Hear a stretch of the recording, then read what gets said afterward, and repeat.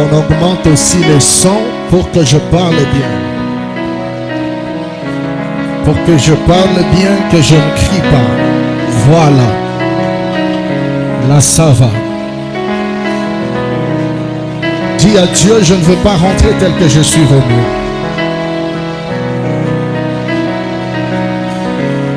Au nom de Jésus. Amen. Restez debout. Pendant 1 minute, nous lisons 1 Roi 13. Nous sommes dans le livre de 1 Roi chapitre 13 à partir du premier verset au nom de Jésus. Nous lisons la Bible au nom de Jésus. Voici un homme de Dieu arriva de Juda à Bethel. Voici un homme de Dieu arriva de Juda à Bethel. Par la parole de l'Éternel. Par la parole de l'Éternel. Pendant que Jéroboam s'était né à l'autel pour brûler des parfums. Pendant que Jéroboam s'était né à l'autel pour brûler le parfum. Il cria contre l'autel. Il a crié contre l'autel. Par la parole de l'Éternel. Par la parole de l'Éternel. Et il dit. Et il a dit. Autel, autel. Autel, autel. Ainsi parle l'Éternel. Ainsi parle l'Éternel. Voici, il naîtra un fils à la maison de David. Il naîtra un fils à la maison de David. Son nom sera Josias. Son nom sera Josias. Il immolera sur toi les prêtres de hauts lieux qui brillent sur toi des parfums. Et l'on brûlera sur toi des ossements d'hommes. Et le même jour, il donna un signe en disant, c'est ici le signe que l'Éternel a parlé. Voici l'autel se fendra. L'autel se fendra. La cendre dessus sera répandue. Lorsque le roi entendit les paroles que l'homme de Dieu avait criées contre l'autel de Bethel, il avança la main dessus l'autel en disant, saisissez-les. Et la main que Jéroboam avait étendue contre lui devint sèche. Et il ne put la ramener à soi. Amen. Asseyez-vous.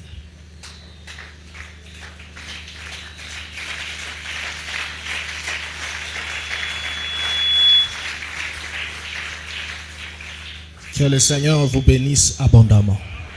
Je vais demander à tout le monde d'être stable, à tout le monde de maîtriser son enfant et à l'église de m'accompagner dans cette prédication.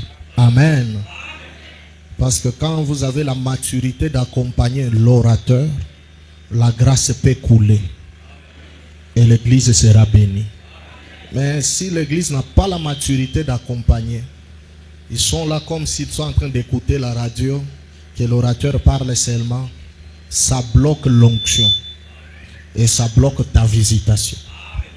Vous savez, pour chercher l'inspiration, pour chercher à écouter Dieu, nous payons beaucoup de prix. Amen. Écouter Dieu, ce n'est pas facile. Nous payons le prix dans la prière. Peut-être je n'ai pas dormi. Pas même peut-être. Amen. Toute la nuit, tu cherches Dieu afin que Dieu se manifeste. Le corps est épuisé. Maintenant, quand tu viens au culte, tu trouves que celui qui a dormi de 21h jusqu'au matin, il s'est fait plus fatigué que toi. Il ne veut même pas dire Amen. Il est boss, qu'on lui enseigne, qu'on lui prophétise. Il est comme un bébé. Ça étouffe la grâce de Dieu. C'est pourquoi ton attitude peut toujours encourager les prédicateurs. Même ceux-là qui nous suivent sur Internet. Oh, moi j'écoute dans le calme. Ce n'est pas la maturité, c'est le découragement. Il y a des amens qui apportent le bruit. Mais il y a une manière de booster celui qui est en train de prêcher. Il sent quand même, il y a le peuple de Dieu qui me capte. On ne les force pas de dire Amen, mais ils disent Amen de soi et ils donnent des appuis de plusieurs manières. Et c'est par là où on voit la maturité d'une église. Donne-moi un Amen. Aujourd'hui, nous allons parler du renversement de l'autel. Les renversements de l'autel. Amen. L'autel, c'est quoi? L'autel, c'est un point de contact. J'ai déjà enseigné sur ça. Mais je n'ai pas encore parlé de comment renverser cet autel. L'autel n'est pas un rassemblement de briques ou de pierres, comme plusieurs personnes le pensent. Comme moi aussi je le pensais avant, quand on parlait de l'autel. Moi je pensais que ce sont des rassemblements de pierres, des rassemblements de briques. Ah, on dit c'est ça qu'on appelle l'autel. C'est pas ça. Amen. Il y a la différence entre l'autel et l'altar. L'altar est visible. Comme là, je suis sur l'altar. Mais l'autel, c'est invisible. Si je dis je me tiens à l'autel, donc je parle du pouvoir invisible qui est sur l'altar. Est-ce que quelqu'un m'a capté très bien? Il y a la différence entre l'autel et l'altar. Quand tu montes ici, tu n'es pas sur l'autel physiquement, tu es sur l'altar. Mais spirituellement, il y a l'autel. L'autel, c'est quoi? C'est un point de contact. Les esprits ne peuvent jamais opérer là où il n'y a pas un point de contact. Tous les esprits. Et dans la classification des esprits, nous avons deux catégories des esprits. Nous avons les esprits positifs et nous avons les esprits négatifs. Le maître de tous les esprits est positif et négatif, c'est Dieu, c'est Jésus. Il est le maître de tous les esprits. C'est pourquoi quand on l'a appelé Belzéboul, le roi des démons, Jésus ne pouvait pas se fâcher parce que c'est vrai. C'est lui le roi des démons. Il est aussi le roi des anges. Il est aussi le roi des hommes. Il est le roi des insectes. Il est même le roi de Satan. Amen. C'est-à-dire, le grand esprit c'est Elohim, c'est Dieu. Aucun esprit n'est au-dessus du grand esprit, que nous appelons dans l'église le Saint-Esprit. C'est pourquoi la Bible dit que celui qui est en moi, il est plus fort que celui qui est dans ce monde. Qui est en toi? C'est le Saint-Esprit qui est en toi. Et le Saint-Esprit, c'est Dieu dans l'homme. Est-ce que nous sommes ensemble? Maintenant, les esprits négatifs ont pour chef Satan. C'est lui le chef direct de tous les esprits négatifs. Les esprits qui sont mandatés à faire du mal. Les esprits qui sont mandatés pour contrecarrer la puissance de Dieu. Leur patron, leur président. Dans le langage spirituel, nous l'appelons Hadès. Il n'est pas Lucifer. Si on l'appelle Lucifer, c'est le remettre dans la gloire qu'il avait perdue quand il était au ciel. Il est devenu Satan, l'accusateur de nos frères les prophètes. Lorsqu'il a été précipité au ciel, c'est parmi les paroles que les anges ont déclarées. C'est lui le maître des esprits négatifs. Satan, le diable, Hadès, le roi des démons. Donne-moi un amen, je parle. Cet homme de Satan, quand il opère, il a besoin d'un point de contact. De même Dieu, le grand esprit pour opérer, il a besoin d'un point de contact. Ce point de contact qui permet à Dieu d'opérer, c'est ce qu'on appelle l'autel. C'est pourquoi dans l'ancienne alliance, tous les patriarches, partout où ils passaient, ils bâtissaient les autels. Et même s'ils recevaient une apparition spirituelle, ils devaient bâtir l'autel. Il bâtit l'autel. Pourquoi il bâtit l'autel? C'est pour garder la communion avec le grand esprit qui lui est apparu. Parce que quand il y a un point de contact, un esprit peut apparaître. Amen. Une prière sans autel, c'est une prière sans manifestation surnaturelle. C'est pourquoi vous verrez, il y a des gens qui prient, mais ils semblent ne pas être exaucés. Ils prient beaucoup, ils contactent des prophètes et de prophètes.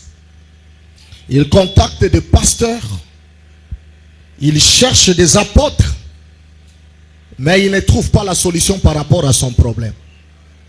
Ce n'est pas parce que Dieu l'a abandonné, mais c'est parce qu'il ne connaît pas les principes des autels. Est-ce que nous sommes ensemble? Est-ce que ça entre très bien? L'autel comme un point de contact qui permet aux esprits d'opérer. Le grand esprit, Dieu, il opère au travers de l'autel. De même, les esprits diaboliques, ils opèrent aussi au travers de l'autel. Ils ont besoin d'un point de contact. Dis prophète, avance. Dis prophète, avance. Maintenant, observez très bien. Dans la profondeur de choses de Dieu. Nous sommes dans Genèse 4. Dieu veut faire de grandes choses. Dieu veut faire de grandes choses dans la famille d'Adam. Il impose à Caïn et à Abel de lui bâtir des autels. Amen. Il dit à Caïn, bâtis-moi l'autel. Caïn bâtit l'autel. Il dit à Abel, aussi bâtis-moi l'autel. Abel aussi bâtit l'autel. Amen. Ma question est celle-ci. Pourquoi Dieu dit à Caïn et à Abel de bâtir des autels? Est-ce que Dieu avait faim? Je vais te répondre clairement. Dieu n'a pas faim. Dieu est un esprit. Dieu n'a pas besoin de manger les choses charnelles. Étant un grand esprit, mais pourquoi il insiste seulement qu'il y ait l'autel? C'est parce que Dieu respecte les principes. Il sait qu'il n'y aura pas de manifestation s'il n'y a pas un point de contact. Il faut qu'il y ait un point de contact pour que moi, Dieu, je me manifeste. C'est pourquoi Caïn va bâtir l'autel, c'est son point de contact. Abel aussi va bâtir l'autel, c'est son point de contact. Et il y a la manifestation surnaturelle. Est-ce que nous sommes ensemble? Est-ce que je peux parler? Je peux expliquer les oracles. Donc, prier beaucoup, c'est bon. Mais bâtir les autels, c'est mieux. Il est là. Je fais entrer le prophète de Baal. Ils me diront, prophète, nous avons prié toute la journée pour qu'il y ait une manifestation du feu. Mais le feu n'est pas apparu. Mais quand Élie s'est mis debout, au lieu de prier, il nous a ramené à l'enseignement des autels. Il a dit, rassemblez d'abord 12 pierres. Il a commencé par bâtir l'autel. Les prophètes de Baal ont prié. Élie n'a pas prié, il a parlé. Pourquoi Élie ne pouvait pas prier quand les prophètes de Baal ont prié? C'est parce que l'autel avait la capacité de prier à la place d'Élie. Dieu n'écoute pas la prière, mais Dieu exauce la révélation de l'autel qui accompagne la prière. Est-ce que je parle bien? Est-ce que vous me captez très bien? Suivez-moi très bien. Regardez très bien. Dieu se révèle à Gédéon. Il est choisi. Il l'appelle vaillant héros. Le grand Dieu tout-puissant. Gédéon ne l'a pas cherché. C'est Dieu qui a cherché Gédéon. Gédéon ne voulait pas partir. Mais c'est Dieu qui l'a forcé de partir. Mais le Dieu qui se révèle à Gédéon, il comprend qu'on n'ira pas loin avec les petits garçons s'ils ne respectent pas les principes de la spiritualité. Le principe premier, il dit à Gédéon, renverse l'autel de ton père. Parce que ton père avait un esprit qui l'accompagnait, c'était l'esprit de Baal. Pour que Baal agisse dans la famille de Gédéon, le père de Gédéon bâtissait l'autel pour Baal. Dieu dit à Gédéon, renverse l'autel de ton père. Il renverse l'autel de son père, la place devient vide. Si Dieu ne s'intéresse pas à l'autel, il allait déjà commencer la mission avec Gédéon. Mais Dieu a compris que dans le monde spirituel, le vide ne doit pas exister. Il dit à Gédéon, comme tu as déjà détruit l'autel de ton père, rebâtis maintenant l'autel de l'Éternel. Pour que maintenant, moi l'Éternel, je commence à agir. Donc, pour que Baal agisse, Baal a besoin de l'autel. Pour que l'Éternel agisse, l'Éternel a besoin de l'autel. Les esprits positifs ont besoin de l'autel. De même, l'esprit négatif a besoin de l'autel. Est-ce que vous êtes là? Et dans le principe des autels, l'autel peut être là, mais l'autel n'est pas complet. Écrivez. Il faut que l'autel soit complet. Quand l'autel est complet, il y a la manifestation surnaturelle. L'autel est composé de 3 ou 4 choses. La première des choses, l'autel est composé de pierres. Dis avec moi de pierres. La deuxième des choses, pour que l'autel soit complet, il faut qu'il y ait de l'eau. Dis avec moi de l'eau.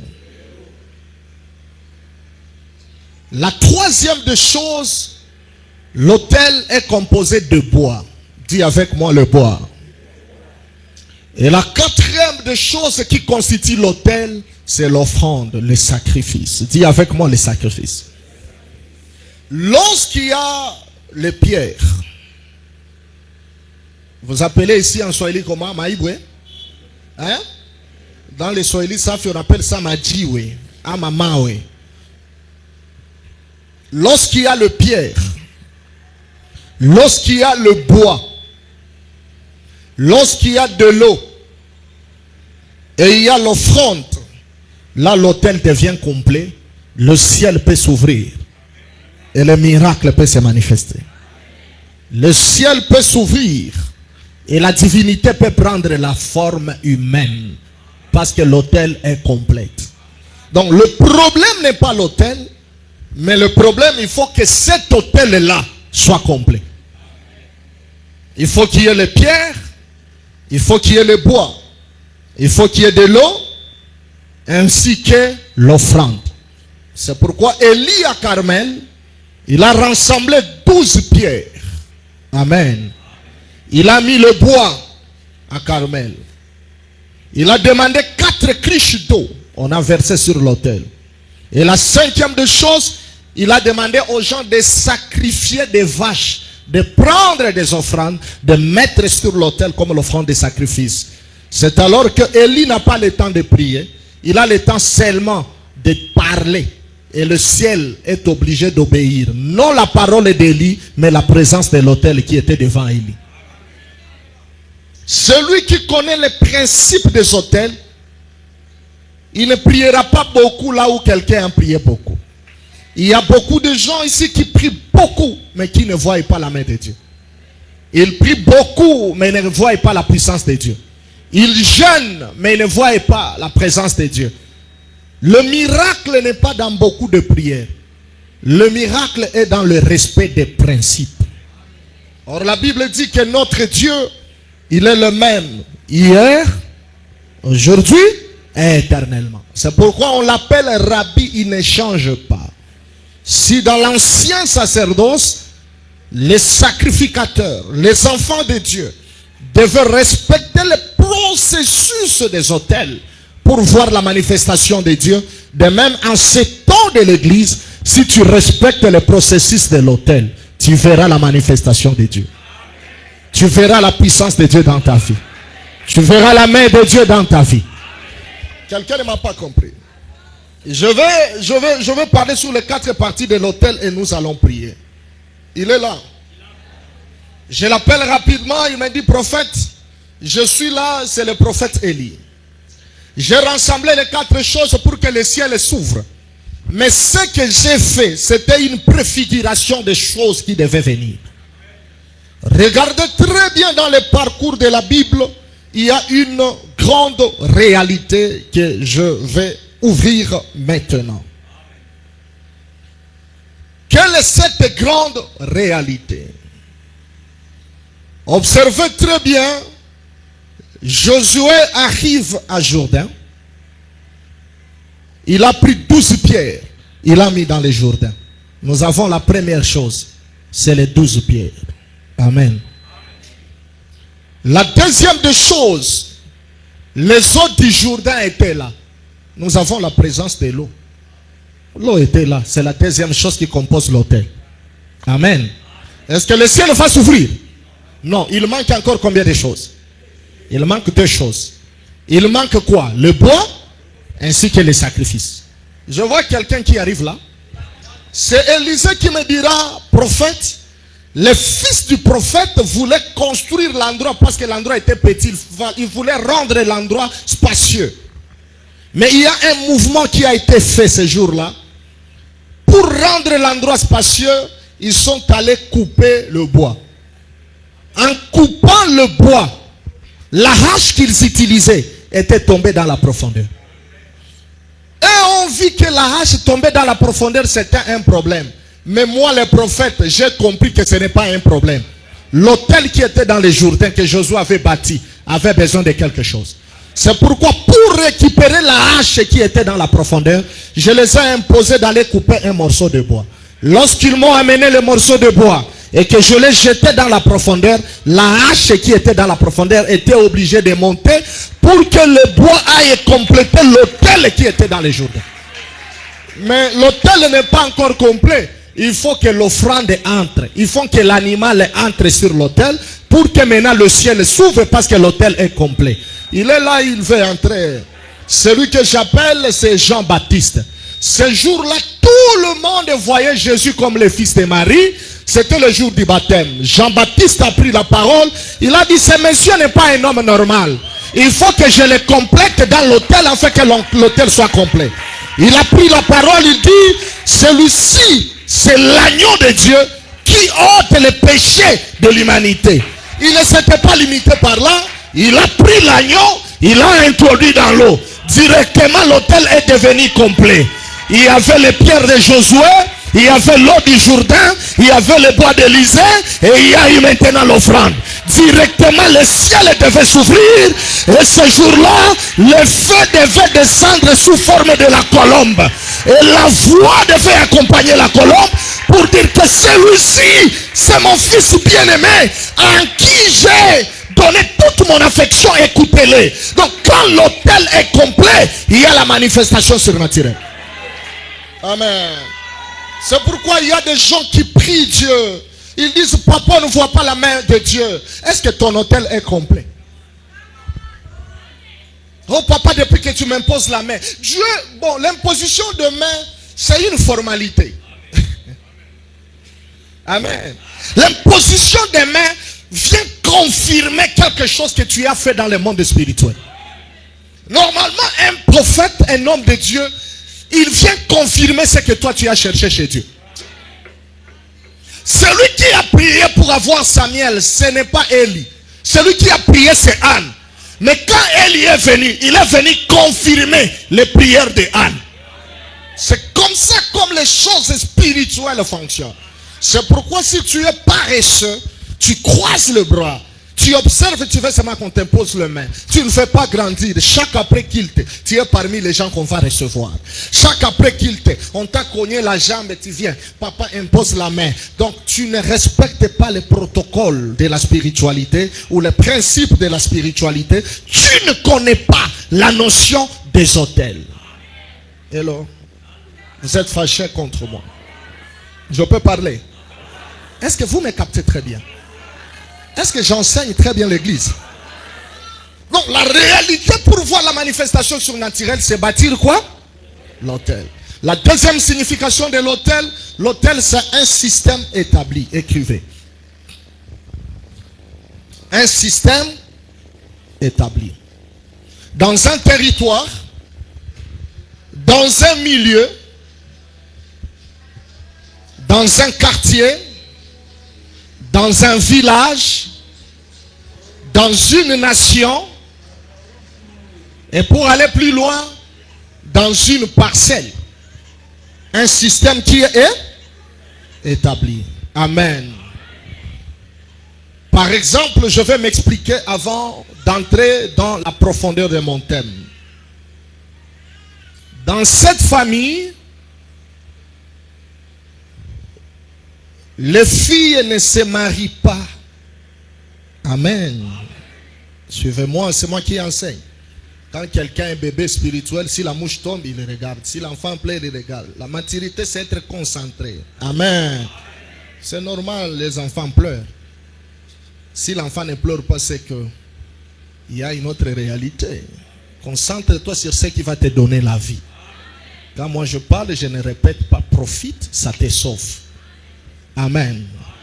Par exemple, dans une famille, on comprend une chose que dans cette famille, pour que les filles reçoivent le mariage, c'est compliqué. Amen. Ça, c'est un système qui est établi dans cette. C'est ce qu'on appelle quoi? L'autel. Dans cette famille, les gens meurent avant 50 ans. Vous savez qu'il y a des familles pareilles. Les gens qui meurent avant 50 ans. Ils meurent à 40 ans. Ce n'est pas normal, c'est anormal. Quand il y a quelque chose qui se répète, un système qui se répète, comprenez directement, ce n'est pas normal, c'est anormal. C'est un hôtel qui est bâti, c'est un système. Dans une famille, vous allez voir à tel âge, les hommes ont une maladie presque incurable. Tension. C'est comme une obligation, diabète. Et ça doit commencer 40 ans, 45 ans. Il y a toujours un problème qui frappe toute la famille. À tel âge, il y a un souci par rapport à la santé, par rapport à ceci, par rapport à cela. Quand le problème est répétitif, ce n'est plus encore un problème. Ça devient un système établi. Et c'est ce qu'on appelle l'autel. Amen. Est-ce que j'enseigne très bien? Vous regardez dans une famille, il y a de très jolies femmes. Mais il y a un célibat obligatoire. Un grand problème du célibat qui est dans cette famille. Vous savez, le célibat peut prendre plusieurs formes. Ça peut prendre aujourd'hui cette forme. Demain, ça change de forme. Ça peut te permettre d'entrer dans le mariage. Mais ça vient sous forme de la mort du mari.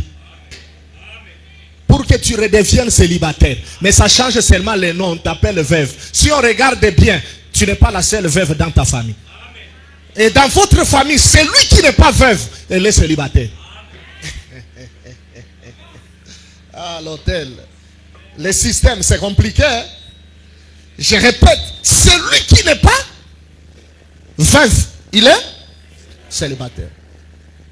Celui qui n'est pas célibataire, il est veuf. Celui qui est dans le mariage, c'est un mariage d'un tremplin, tantôt plus tôt.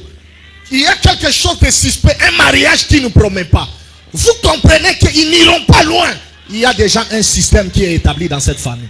C'est ce que nous appelons dans le monde spirituel l'autel. C'est pourquoi quand on dit prier, briser les autels, ce n'est pas taper les mains. Taper les mains, c'est un gymnastique corporel. Renverser l'autel, c'est changer le système qui était établi. Écoutez, après la prédication de ce matin, il y a un système qui sera changé. Non, je te parle comme prophète. Je dis après l'enseignement de ce matin, il y a un système qui sera changé dans ta vie. S'il y a quelqu'un qui avait établi un système, moi je vais décoder ce système. Écoutez, je déclare comme l'ange de ce territoire. Je vais décoder ce système et je vais paramétrer le système de Dieu dans ta famille. Par toi, la famille va commencer une nouvelle histoire. Attention, quand il y a l'autel, quand il y a un point de contact, vous verrez, il y a toujours des événements répétitifs. Et l'autel a beaucoup de couloirs par lesquels l'autel peut passer. Le premier tuyau de l'autel, c'est le sang. Amen. On peut hériter l'autel de quelqu'un par le sang. L'arrière-grand-parent, la vie qu'il a menée, c'est la même vie que les pères mènent. Il était polygame, les pères aussi deviennent polygames. Amen. Bon, je n'ai pas attaqué la polygamie doctrinalement. Amen. Parce que la polygamie, c'est un terrain glissant. Je ne préfère pas la polygamie. Et chers orateurs, faites la part des choses. Ne confirmez pas ce que vous ne préférez pas. C'est la maturité. Tu peux détester quelque chose, mais quand tu n'as pas beaucoup d'arguments, ne confirme pas. Comme moi, je ne préfère pas voir une femme en pantalon à l'église. C'est moi. Je n'ai pas dit que c'est un péché. Est-ce que j'ai mal parlé? J'ai mal parlé? J'ai mal parlé? Mais quand ma femme porte le pantalon encore, je suis content. J'aime la voir en pantalon, elle est bien, je vois, elle est classe, elle est jolie, ça me va encore. C'est compliqué. Donc, ce que je n'aime pas, je ne peux pas rendre ça comme une doctrine de l'église. C'est ça la maturité d'un prédicateur. Je n'attaque pas les couloirs de la polygamie, mais je parle du système. Ça va? L'arrière-grand-parent, il était polygame. Le père aussi, polygame. Vous voyez seulement le fils dans le fiançailles, il n'est pas encore marié, mais il gère déjà cette femme. Oh, je suis en train de voir qui je vais prendre. Non, c'est cette polygamie qui commence déjà. Écoutez, les petits serpents de Genèse, c'est ça les grands dragons d'Apocalypse. Quelqu'un ne m'a pas compris. Ça, c'est pas pour les petits enfants. Vous voyez que c'est un système qui se répète. Et comment ça quitte le grand-père jusqu'à arriver au fils? C'est au moyen du sang. Le sang, c'est l'une de voix qui fait transcender les combats, les esprits, les autels et les liens. Attention avec le sang. Amen. Et tu peux hériter le sang de plusieurs manières. C'est pas seulement par la naissance que tu peux hériter les combats de ton père. Tu peux aussi hériter certains combats par l'impudicité. Oui, quand tu couches avec une femme, il y a l'échange du sang, il y a aussi l'échange d'esprit. Il a ses hôtels de la pauvreté. Toi, tu allais bien dans les affaires, mais depuis que tu as été en contact avec cette femme, toi aussi les choses deviennent compliquées. Tu as hérité ces combats parce que dans son sang, il y a les hôtels. J'ai mal parlé. Vous êtes fâchés contre moi. La deuxième de fois où nous héritons les hôtels aussi, c'est par le nom. Amen. Parce que derrière chaque nom, il y a un esprit. Qu'on ne te trompe pas. Derrière chaque nom, il y a un esprit. Dans le chemin de Maús, il parlait du nom de Jésus. Jésus était obligé de descendre. C'est-à-dire, derrière chaque nom, il y a un esprit. Avant de donner à un enfant un nom, il faut d'abord regarder la vie de celui que tu veux donner à ton enfant. Parce que derrière le nom, il y a des hôtels qui sont cachés dans le nom. Le nom de famille, le nom personnel. Oh, c'est un ami qui m'avait fait du bien. Même s'il t'avait fait du bien, regarde la profondeur de sa vie. En matière des hôtels, il n'y a pas de sentiments. Oh, c'est ma tante, je l'aimais beaucoup. C'est pourquoi vous verrez même des grands sorciers de famille. S'il voit qu'on ne l'a pas nommé dans la famille, il devient fâché. Il comprend qu'il veut mourir. Il n'a pas quelqu'un qui peut recevoir l'incarnation de son esprit. Il commence à chercher dans la famille. Vous, amunipanga ke manjina, tukupanga est-ce que ni bien forcer? Je vais vous expliquer un mouvement. N'est-ce pas? Joseph veut dire ajout, n'est-ce pas? Joseph veut dire ajout. Partout où Joseph arrivait, il faisait quoi? Il ajoutait, c'est pas ça. De deux, Joseph était accompagné par la grâce de la couverture. Il trouve un vide, lui il couvre quoi? Le vide. Le premier Joseph arrive en Égypte, il trouve que Pharaon a rêvé, mais il manque un interprète. C'est un vide qui se présente. Joseph se présente comme quelqu'un qui est capable de couvrir le vide. Il a interprété les songes. Ça va? Pharaon avait le rêve, mais Joseph a ajouté l'interprétation du rêve. Le premier Joseph est parti. Nous prenons le nom de Joseph. Ça tombe encore à la langue. Marie est enceinte, la grossesse de Dieu. Dieu c'est un esprit, Dieu ne couche pas avec les hommes. Israël ne peut pas comprendre que Dieu a engrossé Marie. Ils ne comprendront jamais, tout comme nos frères musulmans ne le comprennent jamais. Ils disent que Dieu, non c'est faux, n'est-ce pas? Israël aussi ne peut pas comprendre que Dieu, c'est celui qui a engrossé Marie. Il est entré dans le ventre de Marie pour que Marie accouche Jésus. En Israël, lorsque tu as une grossesse dont le mari n'est pas connu, c'est une honte. On devait lapider Marie, mais il y a quelqu'un qui apparaît pour couvrir cette nudité. C'est encore Joseph qui apparaît. Il devient le père d'une grossesse d'un enfant qui n'a pas de père. Quand Joseph apparaît, il couvre. C'est la couverture. Vous voyez, les noms commencent à transcender. En troisième position, il y a un Jésus nu à la croix. Pierre a fui. Siméon a fui. André a fui. Un troisième Joseph, il comprend. Je suis appelé à couvrir.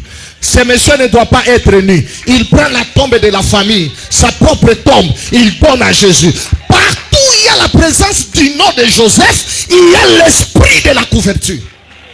Est-ce que ça passe bien? Ça entre très bien. Observez, je prends Judas, n'est-ce pas? Ils vendent Joseph, mais les 11 frères voulaient tuer Joseph. C'était ça, les plans, c'est de tuer Joseph.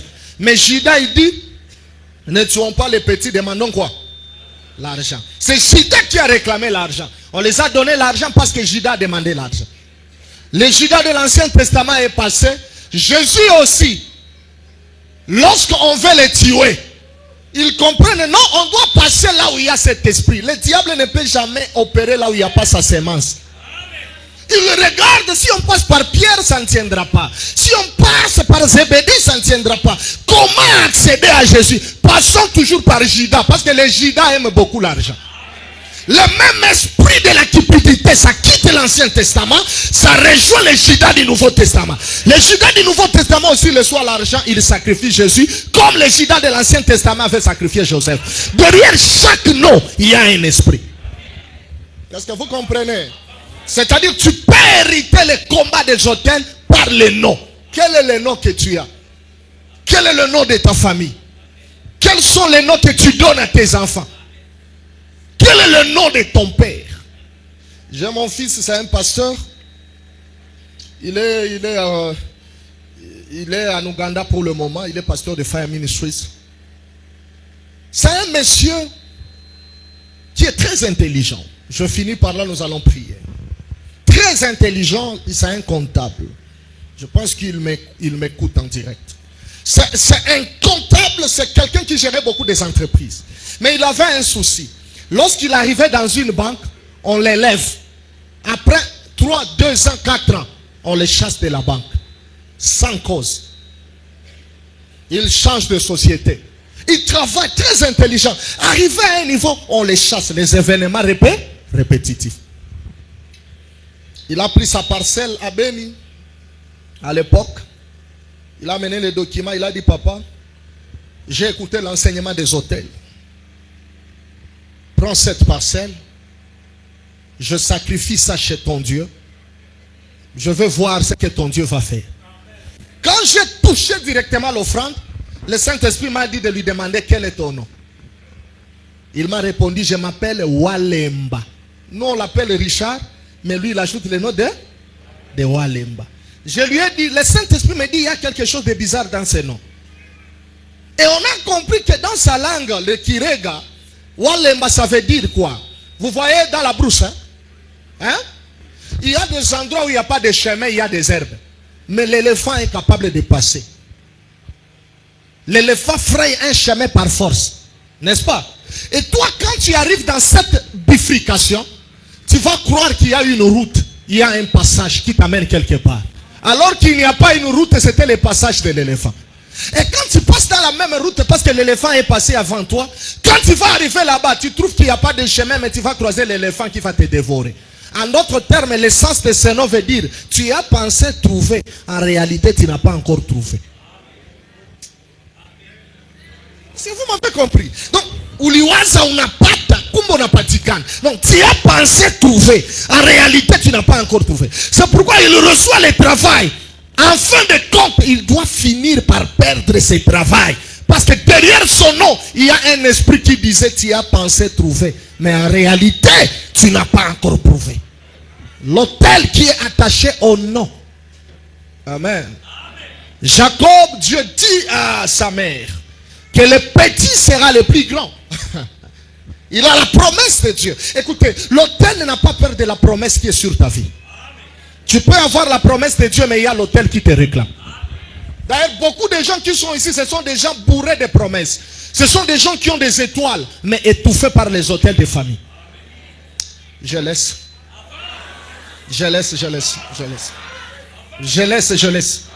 Vous ne voulez pas que je parle.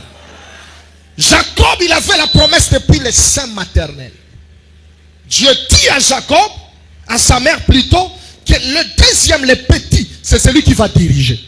Celui le plus grand, c'est celui qui va prendre la possession, le pouvoir. Oh, c'est tellement fort.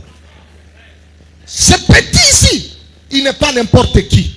Il a la promesse. Mais il quitte les entrailles de sa mère, il ne reçoit rien avec facilité. Rien avec facilité. Rien avec facilité. Il vole son grand frère, la bénédiction, il court. Gloire à Dieu, il a croisé un ange dans son chemin.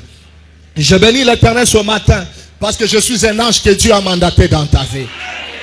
Il a croisé un ange dans son chemin. Il a saisi l'ange malgré la promesse, mais il avait besoin de la bénédiction. C'est compliqué. Il venait de recevoir la bénédiction de son père. Mais il comprend que bien que le père m'a béni, je ne suis pas encore béni. Bien que Isaac m'a déjà béni, c'est une bénédiction illégale. Je dois maintenant chercher une bénédiction qui est correcte. Il prend l'ange et dit béni. Mais si tu as déjà volé la bénédiction, tu n'es pas satisfait. Il faut encore que l'ange te bénisse. L'ange le regarde, il dit non, le petit n'est pas encore béni. Il y a un souci, il lui pose la question, quel est ton nom? What's your name? Il dit, je m'appelle Jacob. Ah, l'ange comprend que c'est ça son problème. Tant qu'il est Jacob, il y a l'autel de la pauvreté derrière le nom de Jacob. Lui n'aura rien avec facilité. Il y a des gens comme Jacob ici, ils ne reçoivent jamais rien avec facilité. Il a reçu le mariage avec difficulté. Il reçoit les enfants avec difficulté. Il a étudié avec difficulté. Tout ce qu'il a, c'est comme Jacob. C'est avec beaucoup de douleur, beaucoup de souffrance. Il ne reçoit jamais quelque chose avec facilité. L'autel qui est attaché au nom. Là où les autres reçoivent des choses avec facilité, lui il reçoit toujours avec difficulté. Il doit faire comme ça pour recevoir quelque chose. Il doit pleurer pour accéder quelque part. Il doit souffrir pour avoir la stabilité. Amen. L'ange lui dit, désormais, tu ne seras plus appelé Jacob. Mais désormais, tu seras appelé Israël. Israël qui est différent de Jacob. Jacob qui veut dire voleur, usurpateur, escroc. Mais Israël qui veut dire homme fort. Je lève ma main, je déclare.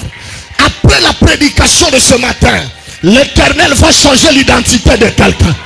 S'il y avait des autels qui étaient liés à ton nom, que le Dieu de cet autel, le Dieu qui m'a établi dans le sacerdoce, le Dieu de mon appel, celui qui m'a établi prophète des nations, même pour ceux-là qui me suivent sur internet, je parle, l'onction n'a pas de barrière. Je suis en train de changer ton identité.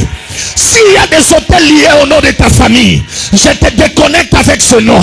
S'il y a des hôtels liés à ton nom propre, je te déconnecte avec ce nom. S'il y a des hôtels liés avec le nom de ton village, je te déconnecte avec ce nom-là. Je te donne une nouvelle identité. Je te connecte à un nouveau esprit. Si tu avais un esprit qui accompagnait ton nom, je barricade la route à ces esprits-là. Je déclare, reçois l'esprit du bonheur, reçois l'esprit de la réussite, reçois l'esprit du succès, reçois l'esprit des ouvertures, reçois l'esprit de percée, reçois l'esprit de la grandeur, reçois l'esprit de la restauration, reçois l'esprit du bonheur. La Bible déclare que oui, le bonheur et la grâce accompagneront ceux qui auront crié à son nom. Amen. Asseyez-vous, je suis en train d'enseigner. Amen. Maintenant, j'entre dans mon thème. C'est tellement fort. Je voulais d'abord expliquer le voie auquel l'autel peut passer pour détruire la vie de l'homme. Fais comme ça, je finis. Je peux parler. Qui veut que je parle? Maintenant, observez très bien. Nous sommes dans 1 Roi 13. C'est là où il y a maintenant l'évangile éternel. Qu'est-ce qu'un roi 13 nous dit? Dieu a suscité un jeune prophète. Écrivez. Un jeune prophète. Il l'envoie à Bethel. Il l'envoie où? À Bethel. Dieu lui dit là à Bethel où tu pars, tu n'as pas de problème avec les gens. Il y a un vieux prophète à Bethel, mais ton problème n'est pas lui. Je t'envoie à Bethel, va là-bas, va parler contre l'autel de Bethel.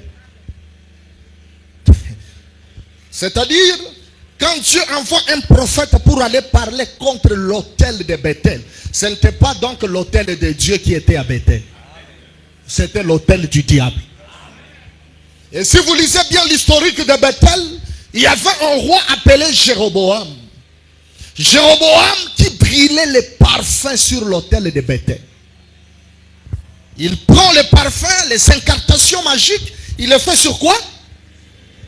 Quel autel? De Bethel. Maintenant, Dieu suscite un jeune prophète qui va là-bas. N'attaque pas le roi Jéroboam, mais parle contre l'autel. Attaque l'autel de Bethel. Si le système est renversé à Bethel, la gloire de Dieu va rentrer. C'est-à-dire la gloire ne peut pas rentrer là où le système n'est pas renversé. Va là-bas, va parler. Les jeunes prophètes, Dieu devait lui donner des instructions parce que le monde spirituel, c'est un monde des interdits. Vous me captez très bien? Il n'y a pas de spiritualité sans interdit. Si tu perds les interdits, tu perds la puissance de la spiritualité. Tout homme qui se dit qu'il est puissant, il est fort, demande de lui quels sont tes interdits. Dieu ne peut pas te donner la responsabilité de tout un jardin. Il te dira quelque part, mange tout sauf ça. C'est ça le Dieu de la Bible. Il dira toujours à la maman de Samson, bois tout, mais sauf ça. Pas à cause de toi, mais à cause de l'enfant qui est en toi. Quand il y a quelque chose de spécial à l'intérieur de toi, il y aura toujours des interdits pour protéger ce que tu as. C'est pourquoi l'apôtre Paul dit, tout m'est permis, mais tout n'est pas utile. Pourquoi il dit que tout m'est permis, mais tout n'est pas utile? C'est à cause des interdits. La puissance du sacré, la puissance de la spiritualité n'est pas dans la prière. Mais la puissance de la spiritualité est cachée dans les interdits.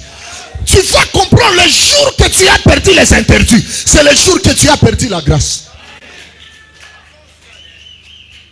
Un homme spirituel ne fait pas tout ce que tout le monde fait. Il doit être différent. Il ne boit pas ce que tout le monde boit. Même ce qui n'est pas un péché, lui ne peut pas faire ça. Il a ses propres interdits. Amen. Et je veux choquer quelqu'un, il y a des péchés communs et il y a des péchés personnels. Les péchés communs, ce sont les 10 commandements. Ne fais pas ça, ne fais pas ça, ne fais pas ça, ne fais pas ça. Et pour ton information, même les musulmans respectent ça. C'est dans le Coran. Amen. Mais il y a aussi des péchés personnels. Si toi tu le fais, pour toi c'est un péché. Mais pour nous autres, ce n'est pas un péché. Mais pour toi, c'est un péché. À cause des choses que Dieu a mis en toi, à cause du paramètre spirituel que Dieu a fait paramétrer en toi, il y a des interdits de choses qui ne doivent pas entrer. Chaque téléphone a ses paramètres. Si tu es Samsung, je suis iPhone. Si je suis iPhone, tu es Nokia. Aujourd'hui, il y a un téléphone, si l'eau seulement tombe, le téléphone s'abîme. Mais il y a d'autres téléphones. Tu peux nager 30 minutes, comme moi. Tu peux nager avec mon téléphone dans la piscine. L'eau ne peut pas entrer à l'intérieur. C'est le système qui a été paramétré. Mais si tu me vois faire ça, toi aussi tu prends ton téléphone, le prophète a fait ça, tu te jettes dans l'eau, ton téléphone s'éteint. Et il y a aussi des grâces qui se sont éteintes par imitation. Notez bien, si la calvitie pour Élisée c'est un avantage, pour Samson c'est un désavantage. Chaque appel a ses interdits. Il a dit à la maman de Samson, ne prends pas de liqueur, ne prends pas du vin. Mais le même Dieu, il révèle à Paul de dire à Timothée de prendre un peu du vin pour la digestion. Ça va? Ça passe bien? C'est pourquoi ne me force pas à te ressembler. Ne me pousse pas à faire ce que toi tu fais. Si moi je suis encore un arriéré spirituel, je n'ai pas encore grandi dans les choses de Dieu, laissez-moi rester bébé. Si grandir c'est faire tout ce que tout le monde fait, je préfère rester bébé. D'ailleurs, la Bible dit le royaume des cieux appartient à ceux-là qui ressemblent aux petits enfants. Si toi grandir c'est entrer dans n'importe quel couloir, grandir comme ça, nous refusons de grandir. Grandis toi-même, nous on refuse. Ah. Tura supre le fonqueri à la prados pahadish. Mera sopro le fonterie de clam sairas. Quels sont tes interdits? Et vous ne savez pas, toi aussi tu as une alliance. Est-ce que tu sais que tu as une alliance? Tu as une alliance personnelle. Aujourd'hui je te révèle les secrets des alliances. L'alliance est cachée dans tes interdits. Quand tu rappelles à Dieu comment tu respectes ce qu'il t'avait interdit, c'est ça appeler Dieu à agir dans ton alliance. Mais moi, toi tu n'as rien que tu peux rappeler à Dieu. Tu fais déjà tout. Tu entres déjà partout. Tu as grandi. Tu connais comment se repentir. Dieu est amour. Il pardonne. Il est là en colère. Riche à bonté. Tu as beaucoup de versets. Je me rappelle un jour, j'ai trouvé un ami dans une erreur. Tout le monde peut faire des erreurs. Je n'ai pas l'évangile de condamnation. Vous me connaissez bien. Mais je prêche la parole de Dieu. J'ai trouvé un ami dans des erreurs. C'est un frère kassaïen. Un grand esprit. Je ne peux pas citer son nom. Et puis il m'a dit, Dieu merci. Yo, on dit melaka assurance du salut ou bien espérance du salut? Vous écoutez cette question?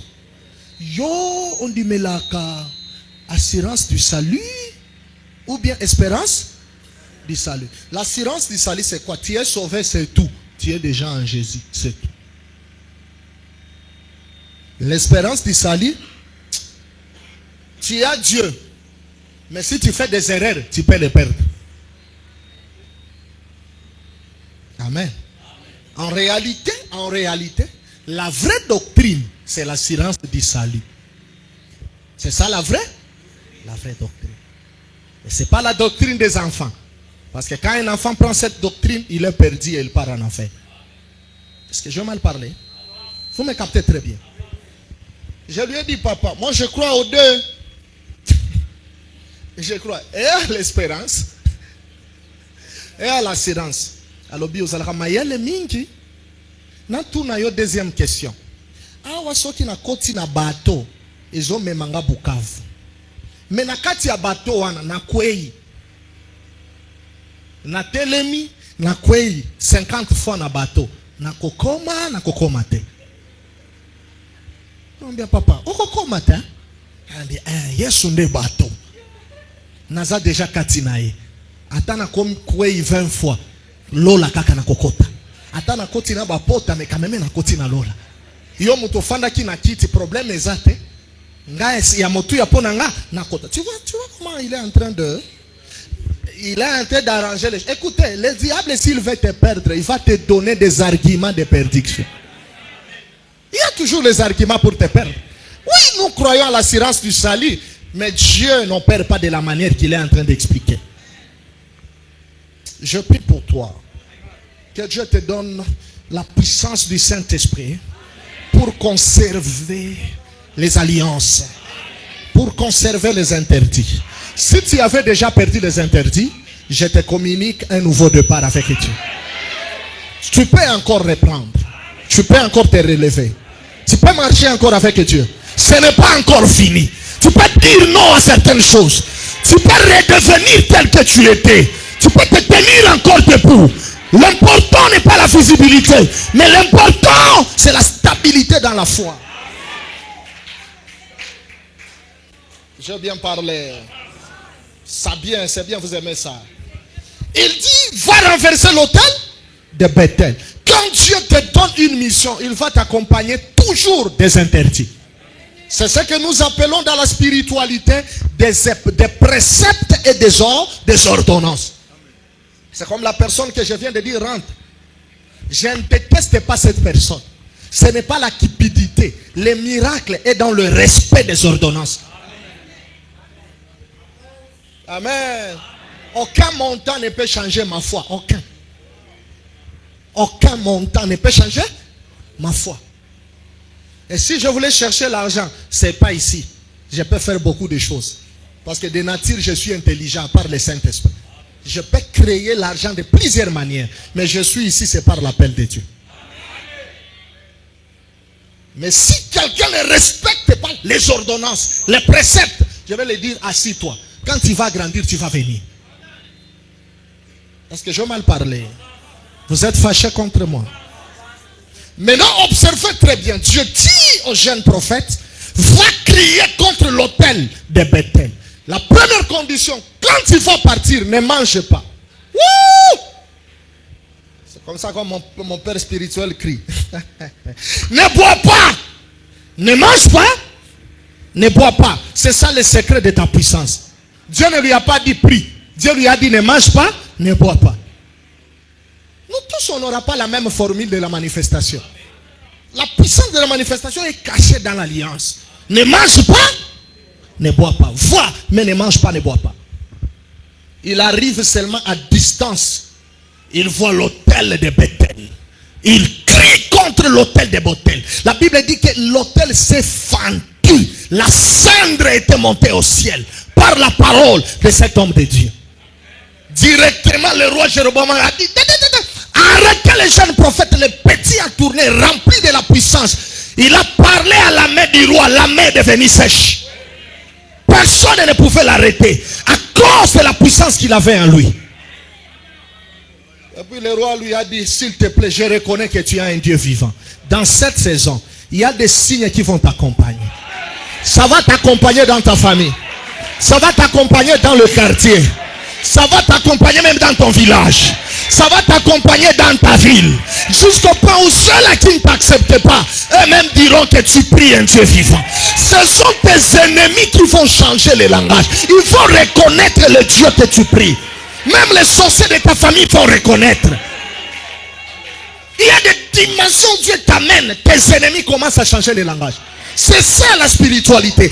Amener l'ennemi à changer le langage. Celui qui parlait mal de toi commence à bien parler. Il dit, toi, tu es un Dieu vivant. Ramène ma main à la place. Le petit, il regarde, il ramène encore la main, la démonstration. Quand tu respectes les interdits, la démonstration est automatique. Si tu vois dans la spiritualité, tu commences à forcer des choses, tu as perdu quelque chose. Tu commences à forcer à prêcher, forcer à faire tomber les gens. Recevez, mais tu bouscules les gens. C'est fait seulement comme ça, il y a un mouvement, la vague entre. Ce n'est pas la magie, les interdits. Parce que j'ai bien parlé, j'ai bien enseigné. Il a crié contre l'autel de Bethel. Je pose 3 questions et je remets le micro. Que signifie Bethel? Écrivez. Que signifie Bethel? Ribin. C'est toi? Ok. Non, ce n'est pas une prophétie. C'est un fils de la maison.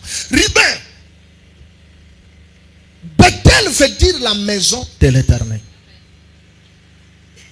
C'est là où je ne serai pas d'accord avec beaucoup de gens doctrinalement. Parce qu'il y a beaucoup de confusion. Bethel veut dire quoi? La maison de l'Éternel. Ma deuxième question est celle-ci. Comment Bethel, c'est la maison de l'Éternel, mais Jéroboam bâtit l'autel du diable? Est-ce que vous connaissez l'histoire de Bethel? Jacob croise l'ange. Les anges qui montent et qui descendent.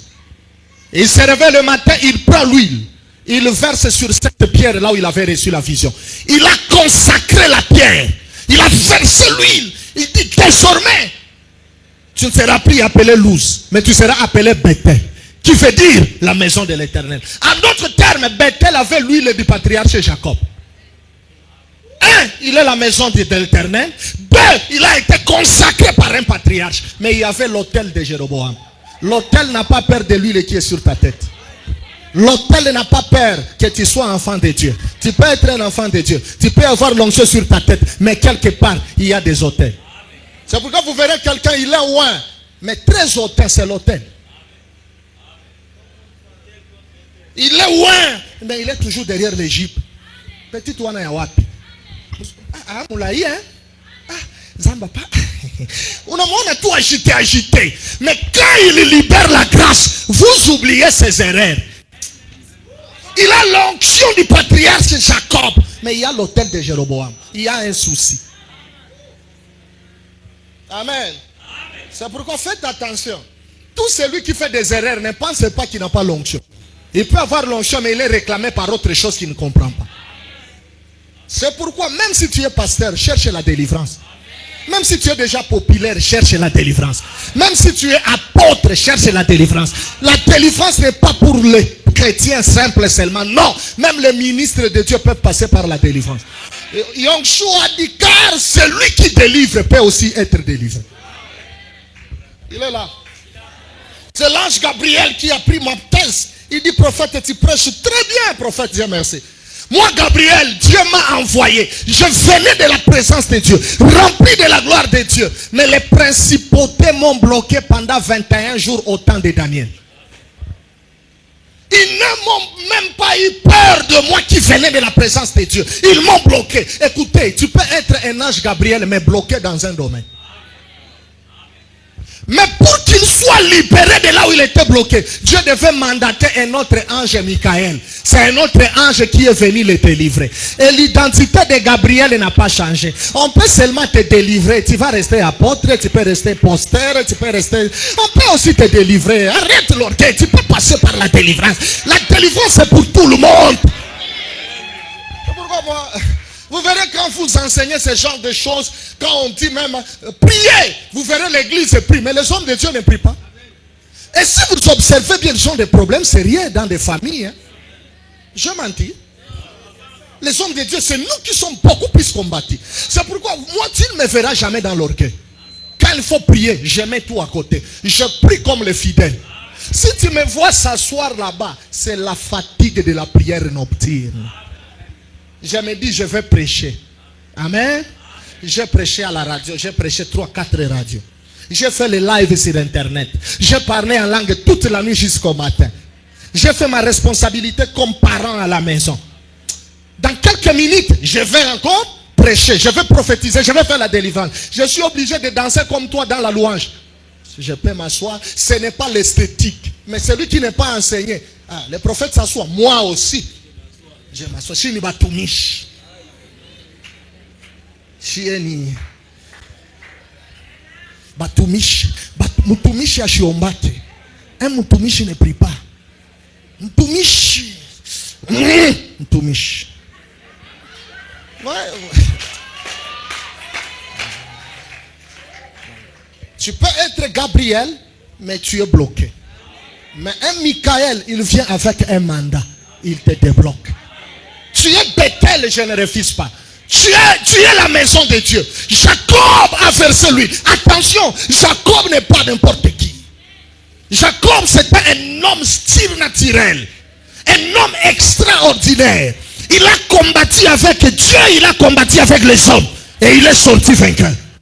Il a loin Bethel. Mais Bethel avait des problèmes spirituels. Il y avait l'autel de Jéroboam à l'intérieur de Bethel.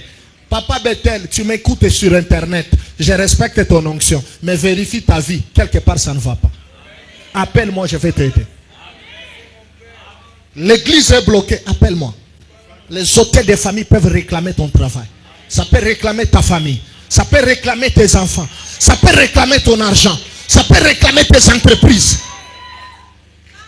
Le renversement de l'autel. Si l'autel peut attaquer Bethel et la maison de Dieu, alors toi, tu gênes une fois dans 6 mois. Et le jour que tu gênes, tu n'atteins pas 18h. 11h, njali na pita ni kuri. On y arrosé. On a tafuta tout à terme pour que upige gorgée à sikre mbili. Roho inataka kukutoka. Alors toi, tu as un problème spirituel. Quand on dit prie, il y a la grâce de Dieu. Quelqu'un d'autre ouvre les yeux pour voir qui va tomber. Au lieu de chercher ta délivrance, toi tu ouvres les yeux. Donc toi tu penses que tu n'as pas de démon. Oh Michi Angouka, que c'est parce que tu n'es pas sensible. Et d'ailleurs tu te vantes à Wanguka qu'on s'en fout de toi. C'est toi qui rates ta délivrance. Connecte-toi, prie. Unaona tu kama mtu kiko agité kanaanza kutafuna mabazoka nini mtu akaanguka kanangalia. Mais concentre-toi, tu as un problème spirituel. Tu as un souci, ta vie n'avance pas. Ton mariage n'avance pas. Tes affaires n'avancent pas. Ton ministère est bloqué. Tu es la maison de Dieu. Je reconnais que tout enfant de Dieu, c'est la maison de Dieu. L'apôtre Paul le confirme. Il dit que ne savez-vous pas que votre corps, c'est le temple du Saint-Esprit. C'est-à-dire, tout chrétien, il est le temple du Saint-Esprit. C'est un Bethel. Mais quelque part, il y a l'autel. Si tu regardes quelque chose qui te réclame, soit de la famille de ton père, soit de la famille de ta mère, soit ça ne vient pas de la famille de ton père ni de ta mère, ça vient du quartier auquel tu vis. Tu ne sais pas qu'il y a des quartiers, si tu entres, même si tu trouvais l'argent, l'argent sèche à cause des hôtels qui sont dans ces quartiers. Tu ne sais pas qu'il y a des hôtels qui sont liés aux parcelles que vous payez. Le propriétaire de la parcelle, il construit une jolie maison, puis il libère des paroles. Il dit, quiconque payera dans cette maison, son étoile travaillera à mon avantage. Tu payes la parcelle, tu viens avec la famille, vous commencez à entrer. Les choses commencent à se compliquer. Même les payer, ça devient compliqué. Et pour sortir de sa maison, il faut qu'il y ait des problèmes de parquet, de tribunal, de ceci, cela. C'est l'hôtel. Il a déclaré des choses. Il y a des maisons hôtels. Il y a des parcelles hôtels. Tu es là, les choses se détériorent. Tu prends une parcelle, tu commences à une église, tu n'auras pas 10 personnes à cause des hôtels. Il faut appeler les gens qui peuvent parler à la terre. Les gens qui peuvent décoder le système. Quelqu'un qui peut parler à la terre et la terre écoute. Les gens, la race de Jérémie, il peut dire, terre, écoute la parole de l'Éternel. Et la terre commence à écouter. Nous sommes arrivés ici, on nous a dit qu'aucune église ne peut avoir ici 30 personnes. Toutes les églises n'auront jamais 30 personnes. Moi, j'ai dit, vous avez affaire à un Jacob. On a changé le système. Et c'est ça qui le complique. Sortez, heureusement, on a acheté chez nous. C'est ça qui le complique. Ils savaient qu'après un temps, ils vont, parce que nous connaissons les hôtels de chez nous. Écoutez, je lève ma main, je déclare. S'il y a des hôtels qui sont liés à là où tu vis, à là où tu dors, à là où tu payes, je parle à cette terre. Je change le système. Je paralyse le système. Je brise les hôtels. J'établis un nouveau système. Au nom de Jésus de Nazareth. Au nom de Jésus qui nous a établis. Le système est décodé. Je dis le système est changé. Dieu établit un nouveau système. Dieu a mis un nouveau système. Tu seras béni dans cette maison. Tu seras béni dans cette parcelle. D'ailleurs, je déclare, la vie des locataires finit aujourd'hui. Pour celui qui était locataire, même ceux-là qui nous suivent sur Internet, j'enlève cet esprit. Au nom de Jésus, reçois. Au nom de Jésus, reçois. Reçois les appartements. Reçois les villas. Reçois des terres. Reçois des hectares. Reçois. Au nom de...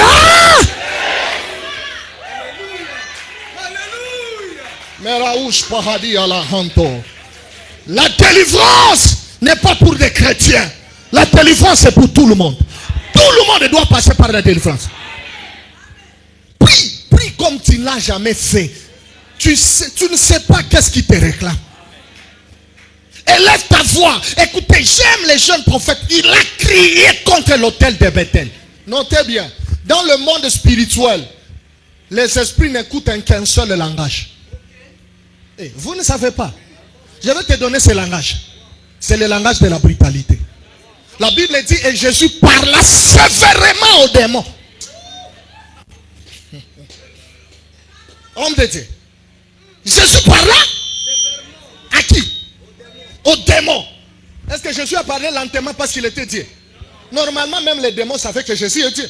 Il pouvait se taire. Mais il a parlé sévèrement aux démons. Toi, tu fais tomber les hôtels de ta famille, mais dis Seigneur Jésus. Seigneur Jésus. Tape les mains. Oh, je suis allé là-bas, je n'ai rien vu. C'est mon problème, c'est ton problème. C'est ton problème. Demain, tu changes de prophète. Rempli d'orgueil, mais possédé. Rempli d'orgueil, mais pauvre. Là, je n'ai rien vu. Il y a quelqu'un d'autre quelque part. Je pars là-bas. Et tu trouves là-bas, il n'y a pas l'enseignement. Chanson, chanson, chanson. Chorale, chorale, chorale, chorale. Shalom, shalom. Allons au bureau vous recevoir. Tu aimes le fétichisme, tu ne veux pas passer par là. La délivrance.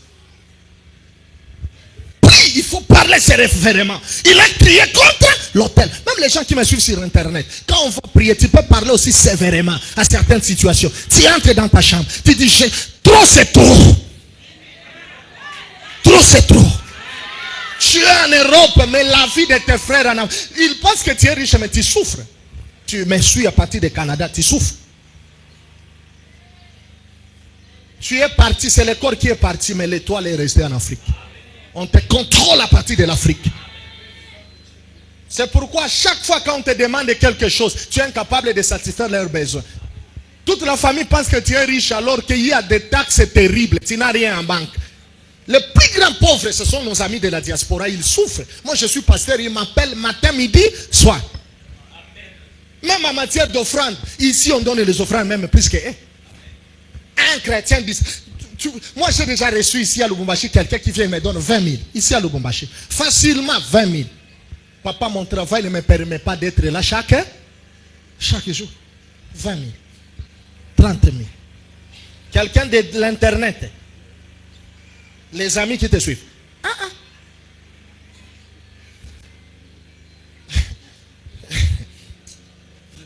Il finit le live du prophète Dieu merci. Il attaque le live du prophète Joe Grâce. Si lui aussi il finit, il passe chez Jacob. Il finit, il se connecte chez papa Mutombo. Il est le fils de qui? Je n'ai insulté personne. Mais vous comprenez que quelque part, il y a le mot bâtard qui apparaît. Et vous tous, quand il vous appelle, c'est Daddy. Aide-moi, aide-moi. Il n'a pas de position. Et quand seulement tu touches sur l'enseignement des hôtels, donnez le... Ah, les pasteurs de l'Afrique.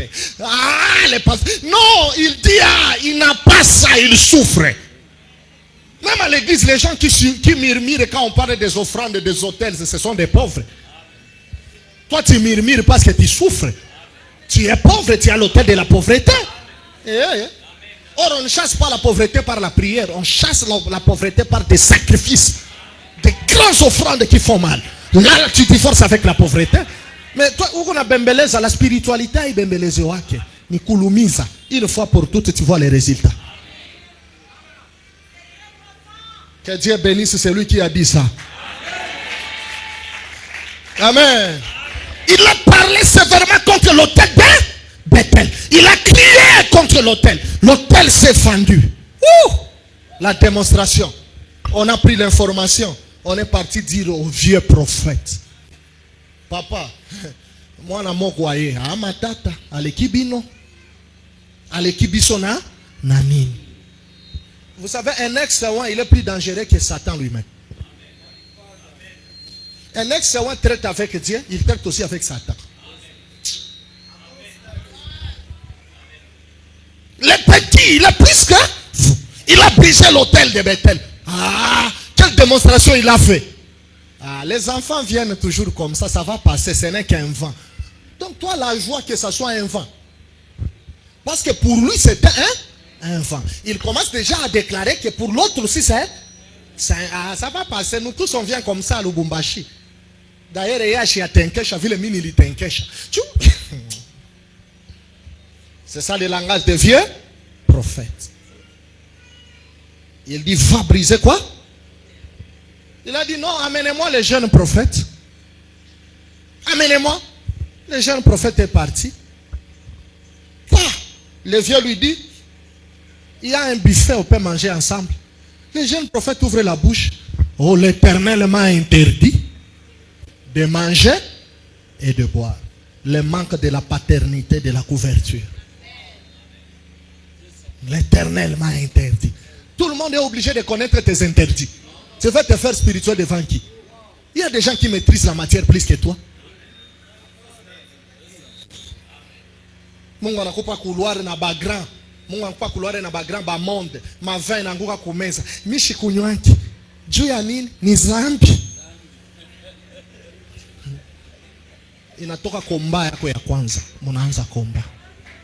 Seke shi tuko batenda zambi. Tupatishe mbele verse, hauna na verse. Mishishikie tu mimi. Ma porte. Banakuwa ba premier ennemi. Wewe ndio unayua mroho yako kenye ni zambi na kiakiko zambi. Ferme ta bouche. Cherche une autre raison. Ah, Dieu merci. Je vous donne la sagesse. Cherche une autre raison. Et peut-être pour eux, ce n'est pas un péché. Dieu les a acceptés comme ça.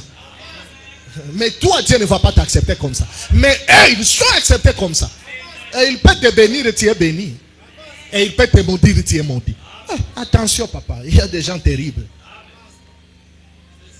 Il y a des gens. Moi, j'ai croisé l'un des pères terribles. Il est en train de prendre son whisky. On m'amène, je pars le voir. Il est dans son jardin là. Un père terrible, je ne peux pas citer son nom. Il boit un whisky terrible. Fils, ça va. Ça va. Il faut se mettre à genoux. Tu vas refuser des bébés spirituels. Oui, Père. Sois béni. Que Dieu te bénisse. Il prend. Tu prends un peu. Amenez le verre pour mon fils. Il n'a même pas besoin que tu dises oui. Ou. Mais directement il dit amenez-moi quoi? Le verre pour qui? Pour mon fils. Et 2 minutes c'est beaucoup, le verre arrive.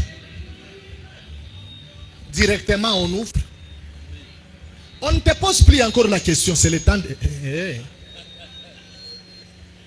Jona kwa sasa Mungu wangu unanileta wapi?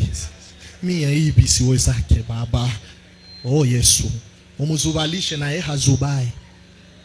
C'est bon. Moi je prends ça pour réduire les graisses. Ah, Dieu merci, n'a pas ta pénalité. Papa, toi tu as un problème de graisse. Moi-même je suis mioto. Je suis mince. Je vais encore diminuer les graisses. Cherchez-moi autre chose. Moi j'étais déjà content. Je pensais que c'est pour diminuer les graisses. Ah non. Amenez-moi autre chose. Amenez peut-être de l'eau. Amenez peut-être de l'eau. Directement je change la carte. La souplesse d'esprit. Et le Saint-Esprit va t'accompagner s'il voit que tu es sage. Je connais Kevin. Villageois. On t'amène signer un contrat si kunywa Kevin. Bana comprendre que wenjo utakuwa traître. Amuchangie kikombe na Yesu alisema mwenye hata kunywa hata kuwa na part na mie mu royaume. Écoutez les gens. Sakanaka. On ne partage pas le verre, on va partager avec quoi? On va te dire rentre demain. Tu vas attendre l'appel, on ne va pas t'appeler. Tu vas faire comme ça. Comme Salinine. Ce ne sont pas les liens de la famille, manque de la sagesse. Jeune prophète. Oh, l'Éternel. Tout le monde doit savoir ce que Dieu t'a interdit. L'interdit est personnel. Ferme ta bouche. On ne prêche même pas les interdits à la chair.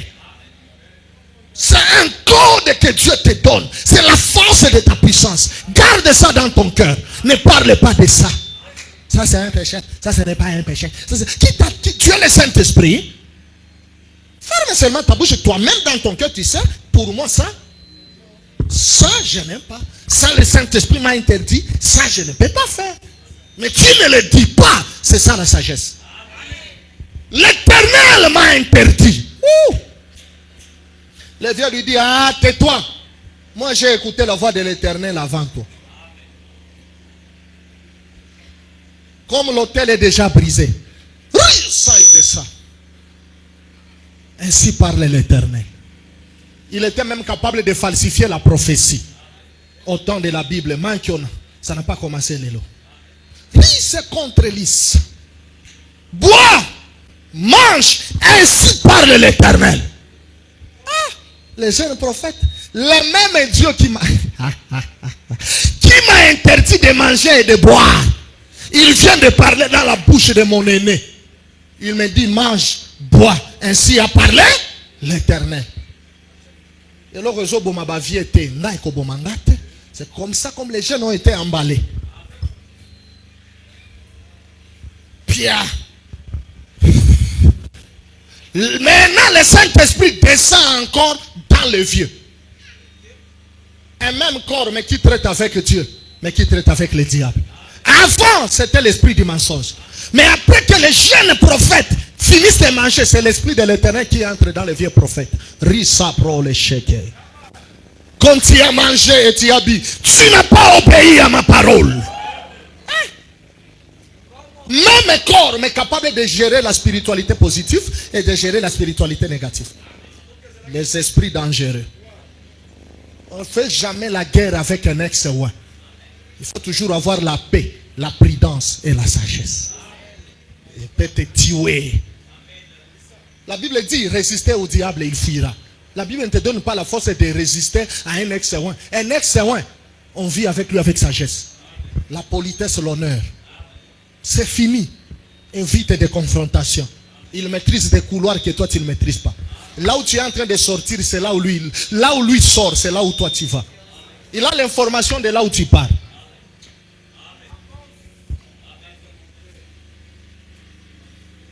Amen. Lui là, écoutez, il y a des gens qui peuvent venir ici, dans cette église. Il vient ici, il entre ici à Fire Ministries. Vous tous, vous le connaissez comme mauvais. Moi, je vais l'honorer. Je t'ai demandé la permission. Je vais faire quoi? Je vais l'honorer. Il y a un grand patriarche au milieu de nous. Un grand esprit. Un oint de Dieu. Est-ce que c'est faux? Dieu ne l'a pas oint. Ce n'est pas un patriarche. Un patriarche veut dire quoi? Un ancien. Il n'est pas ancien. Il n'est pas un père. C'est fini. Ah, il est en train d'honorer les aventuriers. Moi, je quitte l'église. Va en paix. Va. Parce que le même personne, vous ne l'honorez pas, il n'arrive pas là-bas. Seigneur, tu m'avais dit là où je ne serais pas honoré, tu sécheras cet endroit. Maman. Et c'est vrai, le Seigneur lui avait dit ça. Hey. C'est lui qui a détruit l'alliance, mais Dieu reste fidèle à l'alliance. Papa, il te complique. Les choses deviennent. Ça, c'est pour des serviteurs. Je donne la matière qui n'est pas de votre niveau. C'est high level. Qui demande des millions. C'est pour des millionnaires, milliardaires. Mais je donne là où je ne sais pas si je peux récupérer. Ça me fait mal. Amen. Il a mangé, il est rentré. En rentrant, il a croisé les lions. Il était sur l'âne.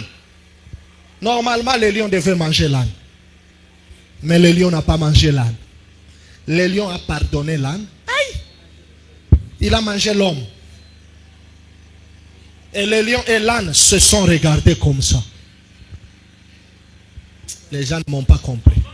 Et je bénis l'Éternel parce que le jeune prophète, il était mort à une bifurcation. Au milieu de deux chemins. Or, Salomon dit ceci: montre-moi là où tu rassembles tes brebis à midi. C'est à la bifurcation là où il y a le rassemblement. Au milieu de deux chemins. Est-ce que les enfants de l'aigle ont compris? Le jeune prophète, il était mort au milieu de deux chemins. C'est là où le jeune prophète était mort. L'âne a été pardonné. Mais le jeune prophète a été condamné. Or, selon la loi de Moïse, l'animal impur, c'est l'âne. Normalement, c'est l'âne qui devait mourir à la place du jeune prophète. L'âne est toujours un rescapé du danger. Pourquoi? Il est là. Abraham aussi, il dira à ses serviteurs: restez ici avec l'âne. Moi et Isaac, nous allons monter. L'âne est pardonné. Il reste au bas de la montagne. Mais Isaac monte pour le sacrifice. Normalement, c'est l'âne qui doit mourir. C'est l'âne qui doit partir. Or, il y a deux mouvements du jeune prophète. Quand il vient, il ne mange pas. Mais quand il rentre, il mange. La colère de Dieu le frappe pour qu'il meure à la bifurcation. Quelqu'un n'a pas compris. Le premier mouvement là où il ne mangeait pas, il est Jean-Baptiste. Jésus a dit ceci, Jean est venu, il ne mangeait pas, il ne buvait pas. C'est-à-dire la lait du jeune prophète, là il est Jean-Baptiste. Mais quand il revient, il devient Jésus-Christ. Parce que Jésus dit, mais moi je mange, mais moi je bois. Comme lui il a mangé, il a bu, il devait mourir à la bifurcation. Au milieu des deux chemins, à la bifurcation. Quand je parle de la bifurcation, je vois la croix de Golgotha. C'est là où il était mort. Normalement, celui qui devait partir, celui qui devait mourir, c'était l'âne. Mais l'âne a été pardonné. Quand nous parlons de l'âne, nous voyons Barabbas. Barabbas a été épargné, mais lui l'agneau de Dieu, lui le jeune prophète, l'homme de 33 ans, il n'a pas atteint 80 ans comme Moïse. Lui c'était un jeune de 33 ans. Il était mort pour le salut de l'âne. Là c'est l'évangile de la maison. Era sopra le foncres. Il a touré le cléa. Il relance pris la varia saitache. Et c'est ce jour-là que les lions maintenant regardaient l'âne sans le manger. Tu sais pourquoi? Il y avait un cadavre au milieu de l'âne et du lion. En d'autres termes, la sécurité de l'âne, c'était la présence du cadavre. Tu ne m'as pas compris. Quelqu'un ne m'a pas compris. C'est pourquoi j'ai béni l'Éternel. Même si vous jetez Daniel dans la fosse au lion, il y a un cadavre invisible. Quand le cadavre est au milieu, Daniel ne sera pas mangé. C'est le cadavre qui le sécurise. Quelqu'un ne m'a pas compris. En d'autres termes, le cadavre du jeune prophète avait un ministère de réconciliation. Le lion et l'âne ne pouvaient pas se regarder. C'est impossible. Le lion va manger l'âne. Mais comme il y a la présence du cadavre, le lion est incapable de manger l'âne parce que le cadavre l'empêche. Or, le véritable lion, c'est qui? C'est Ésaü. Il a dit à Jacob, comme tu as volé ma bénédiction, le jour que je vais te voir, je vais te tuer. Les jours qu'ils se sont croisés, malheur à Ésaü. Parce que ce jour-là, il y avait le cadavre d'Isaac. Ils étaient en train de pleurer Isaac. Quand il y a le cadavre d'Isaac, Ésaü perd la force. Il ne peut pas toucher Jacob. Ce n'est que le cadavre qui peut sécuriser. Quelqu'un ne m'a pas compris. Quand je parle du cadavre, je vois la coupée du bois de Gophel. Je vois la coupée du bois de Gophel. C'est le bois de Gophel qui avait construit l'arche de l'Éternel. Quand l'arche est construite, le lion et l'âne peuvent être dans la même maison, mais aucun animal ne va manger l'autre parce que le bois de Gophel a été coupé. Or, le véritable cadavre, c'est celui qui a été tué à la croix. J'annonce aux sorciers de ta famille, ils ne te tueront pas. Il y a le cadavre, malgré la sorcellerie, tu es intouchable. Il y a le cadavre, malgré le combat spirituel, tu es intouchable. Il y a le cadavre, malgré les attaques nocturnes. Il y a le cadavre. Quiconque t'a dit que tu mourras, il a commis une erreur. Le cadavre est là. Je ne parle pas du cadavre de Kimbangu. Je ne parle pas du cadavre de Mahomet. Je ne parle pas du cadavre de Bouddha. Je parle d'un cadavre. Un cadavre qui a été embaumé. Un cadavre qui a été pleuré. Le cadavre par excellence. Un cadavre qui ne pourrit pas. Un cadavre qui avait le vinaigre à l'intérieur. Un cadavre par excellence de l'homme de 33 ans, de l'homme de Galilée, du réparateur de brèches par excellence, du lion de la tribu de Juda, du Dieu des cas compliqués, du créateur incréé, de la manne révélée. Il n'est pas la manne cachée. Il était caché au temps de la loi. En ce temps de l'église, c'est lui la manne révélée. Les uns l'appellent Mpanda Washila. Les autres l'appellent Chupinga Baloshi. Les autres l'appellent Nyamuzinda. Les autres l'appellent le Dieu des impossibilités. Le Dieu de mon apostolat. Le Dieu de mon appel. Le Dieu d'Aïdi Nabala. Le Dieu de mon ministère. Celui qui m'a établi dans le sacerdoce. C'est celui que je te parle. Quiconque t'intimide, dis-lui il y a un cadavre qui me protège. Quiconque t'attaque la nuit, dis-lui il y a un cadavre qui me protège. C'est le cadavre de Jésus. Je lève ma main, je déclare, cette maladie ne te tuera pas. Cette pauvreté ne te tuera pas. Ce chômage ne te tuera pas. Le cadavre est là. C'est le cadavre de notre Seigneur Jésus-Christ.